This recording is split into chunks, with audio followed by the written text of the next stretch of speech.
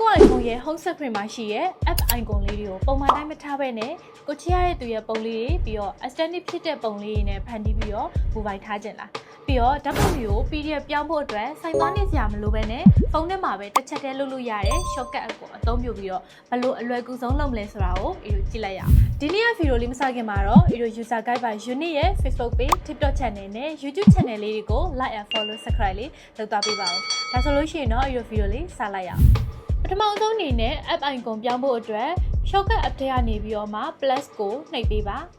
ပြီးတော့ရင်တော့ search ကနေပြီးတော့ open app လို့ရှာပြီးတော့ရင်ကိုပုံပြောင်းခြင်းတဲ့ app တစ်ခုကိုရွေးပေးရမှာဖြစ်ပါတယ်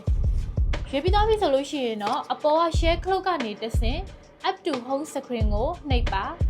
icon နေရာမှာကိုပြောင်းခြင်းတဲ့ပုံလေးကို choose photo ကနေထည့်ပေးလိုက်အောင်နဲ့ရပါပြီ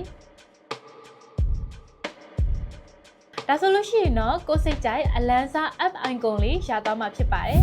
ဒုတိယတစ်ခုကတော့ဓာတ်ပုံတွေကို PDF ဖြစ်ချစ်ချင်းပြောင်းပြီးတော့ပို့ချင်တဲ့အခါမှာဆိုရင်အရန်ကိုအသုံးဝင်ပါတယ် shortcut အသစ်တစ်ခုလုပ်ပြီးတော့ select photo ဘေးကမြားလေးနှိပ်ပြီးတော့ multiple ဖွင့်ထားပေးပါ make PDF နဲ့ share ဆိုတဲ့ action 3ခုကိုဆင်းလိုက်အောင်ပါပဲနာမည်ကို PDF ပြောင်းရန်လို့ပေးပြီးတော့ရင် home screen ပေါ်မှာတင်ထားပေးလိုက်ပါအဲ့ဒီခလုတ်ကိုနှိပ်လိုက်တာနဲ့ပုံတွေရွေးခိုင်းမှာဖြစ်ပါတယ်ရွေးပြီးသွားပြီဆိုလို့ရှိရင်တော့ PDF အဖြစ်အလိုလိုပြောင်းသွားမှာပဲဖြစ်ပါတယ်ဒီနည်းလမ်းလေးကတော့ iPhone အသုံးပြုတဲ့သူတွေအတွက်အရန်ကိုအသုံးဝင်စင်မှာသိကြပါတယ်အခုလိုမျိုးနောက်ထပ် tips and tricks တွေကိုလည်းပြောပြပေးသွားမှာဖြစ်လို့ user guide by Unit ရဲ့ Facebook page TikTok channel နဲ့ YouTube channel လေးတွေကို like and follow subscribe လေးလုပ်သားပေးပါဦးအဆုံးထိကြည့်ရှုခဲ့ကြတဲ့အတွက်ကျေးဇူးတင်ပါတယ်အားလုံးပဲတတာ